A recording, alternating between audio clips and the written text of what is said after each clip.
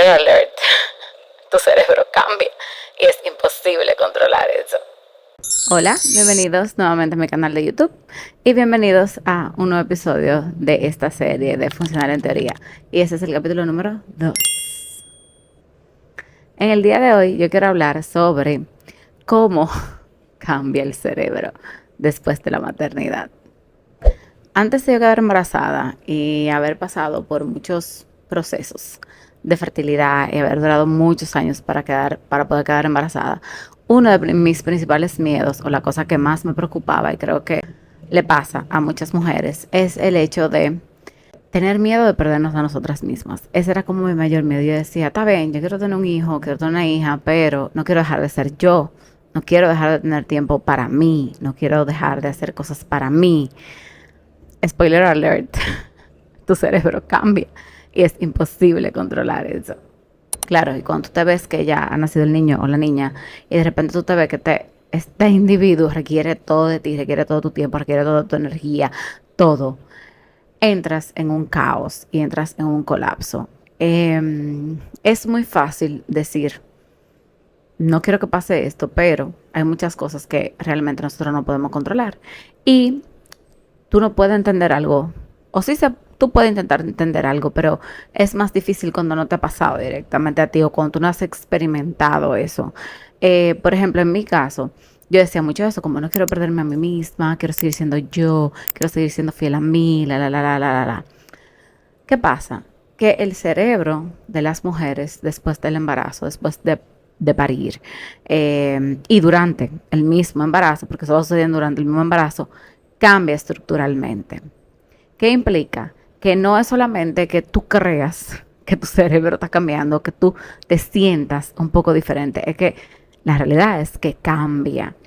El año pasado salió un artículo en el National Geographic que hablaba justamente como de este cambio en la estructura que sufre el cerebro de las mujeres y cómo eso impacta directamente en la parte de la salud, tanto mental, emocional y todo eso. Entonces, realmente mi hija tiene ahora ya 2 años y yo he tenido que hacer mucho la paz con el tema de, ok, pues mira, al final ya no tengo tanto tiempo libre como tenía antes, ya no puedo hacer tantas cosas como tenía antes o quería hacer y sobre todo ya no controlo mi tiempo como lo controlaba antes, porque una cosa que a mí me gustaba mucho de mi vida pre ser mamá, es que yo puedo decir, mira, a las 8 de la noche yo voy a hacer tal cosa. O no, yo hoy amanezco porque voy a hacer X cosa. ¿Y qué pasa? Que ahora yo no puedo contar con eso. O sea, yo no puedo contar que a las 8 de la noche yo puedo sentarme a hacer algo. Yo no puedo contar con que yo voy a amanecer haciendo un trabajo, haciendo un proyecto o viendo serie de televisión. Porque, aunque tú no lo creas, el día que yo digo voy a amanecer, ese día le duele la barriga, le da fiebre, sí, le da tos, no sé, se despierta a mitad de la noche y ya se interrumpe todo. Entonces, eh, para mí ha sido muy difícil ese aceptar que ya yo no manejo mi tiempo yo sola.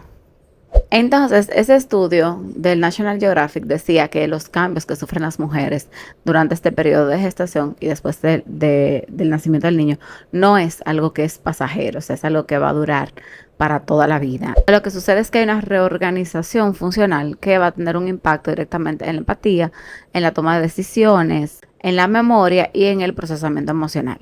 Entonces, claro, tiene mucho sentido lógico porque cuando yo hablo desde mi experiencia, también cuando hablo con otras mamás, hay cosas que antes como que a mí no me preocupaban para nada. O sea, a mí me gusta mucho manejar en carretera. Y yo ahora mismo, para yo coger carretera, yo lo pienso bastante. O sea, porque yo no pienso en cómo yo voy a manejar. Yo también pienso, ¿y si un loco se atraviesa? ¿Y si viene un choque en cadena y me choco por atrás? ¿Y si pasa tal cosa? O sea, tomar un avión, aunque yo lo hago, obviamente, porque uno tiene que salir de viaje o tiene situaciones en las que tiene que viajar, pero igual, tú estás montado en ese avión y pensando todo el tiempo, ¿y si este avión se cae? ¿Y si me va a pasar algo? O sea, yo el otro día estaba pensando que cuando nosotros vamos a buscar a la niña, ella está, su asiento del carro está del lado del copiloto, porque se supone que ahí es que va, para que si tú estás manejando, pues tengas mejor visión de ella. Y principalmente cuando ella estaba más pequeña, que estaba de espalda. Y nosotros siempre tomamos una avenida, que es como una avenida principal para venir del colegio. Y yo le estaba diciendo a mi esposo el otro día, tú sabes que yo creo que al final quiero mover el asiento para el otro lado, porque en esa avenida principal, si bien nosotros paramos porque tenemos que doblar, no todos los vehículos paran. Entonces los vehículos que pasan por el otro carril vienen a millón. Y yo les digo, nosotros vamos a estar parados donde estamos. Y si un vehículo se traya en ese lado y le pasa algo a esa muchacha. Otra cosa, o sea, es heavy, los pensamientos son heavy.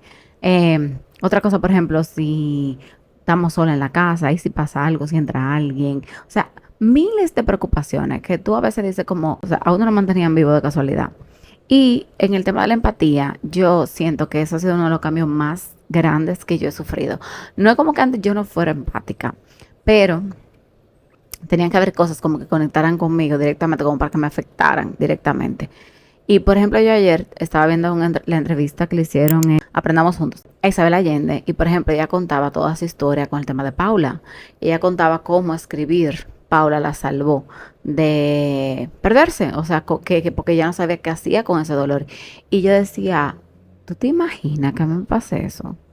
O sea, yo me muero. O sea, y yo se me aguaban los ojos, o sea, cada vez que ella contaba un poco de la historia, cómo la trasladó, cómo se la llevó para Texas, toda la cosa, o sea, hasta el tema de cuando ella murió y que fue su mamá, o sea, la mamá de Isabel Allende, la que le mandó todas las cartas que ella le enviaba para que se acordara como de todo el proceso y así ella poder escribir Paula. Y honestamente, Paula es un libro que yo no he leído de Isabel Allende y yo no sé si yo quiero leerlo. O sea, mirándolo desde esta perspectiva ahora, yo no sé si yo quiero hacerlo, si quiero leerlo, porque yo siento como que me puede afectar mucho emocionalmente. Entonces, bueno, yo obviamente he tenido que hacer un proceso de terapia, he tenido que hacer, y de hecho tuve depresión postparto después del nacimiento de mi hija. Eso es para otro video, como solamente de depresión postparto. Pero quería como comencé esta serie hablando de esa parte en específico, de cómo el cerebro se modifica. Realmente he tenido mucho acompañamiento en ese sentido, pero ha sido un proceso muy difícil hacer mi paz con estos cambios estructurales. O sea, a mí me gustaba mucho mi versión antes de ser mamá. No es que no me guste mi versión ahora, a mí me gusta mucho mi versión de mamá. Y yo siento que soy una super mamá y una mega mamá, o sea, la mejor mamá del mundo. Pero eso no quita que obviamente esos pensamientos y esa forma de ser que antes yo podía controlar mejor y que ahora ya no puedo y que es un caos. Es hermoso, como todo el mundo te dice, es un hermoso caos, pero es un caos de todas maneras. He tenido que hacer mi paz con eso, pero siento que tener gente que investigue, que explore cómo nosotras cambiamos después de tener un evento tan grande como es dar vida, dar a luz a otra persona, cómo nosotras nos modificamos. Y eso, como que leer ese artículo el año pasado, porque mi hija nació en el 2023, esto salió en el 2024. Y yo lo vine a leer apenas este año, o sea, hace como 2 semanas.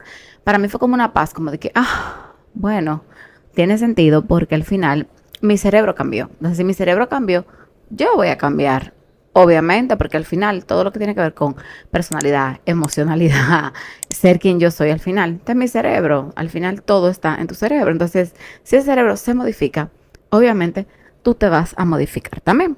Y con eso tenemos que aprender a vivir a partir de ahí. Y nada, al final es eso, es entender que todo va a cambiar, que tenemos que hacer paces con las cosas, que tenemos que aprender a aceptar cuando las cosas ya son diferentes y también que es válido hablarlo, es válido compartirlo, es válido frustrarse en ese proceso, porque yo me he frustrado muchísimo en ese proceso, pero también es entender que no es que tú no estés poniendo de tu parte, no es que tú no quieras hacerlo, no es que tú te perdiste y te fuiste. Es que tu cerebro estructuralmente cambió, o sea, las estructuras de tu cerebro cambiaron y ahora prestas atención a otras cosas que antes no te preocupaban tanto. Y bueno, eso es todo lo que quería compartir en el día de hoy.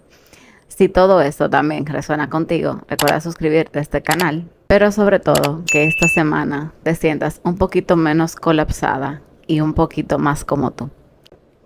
Bye.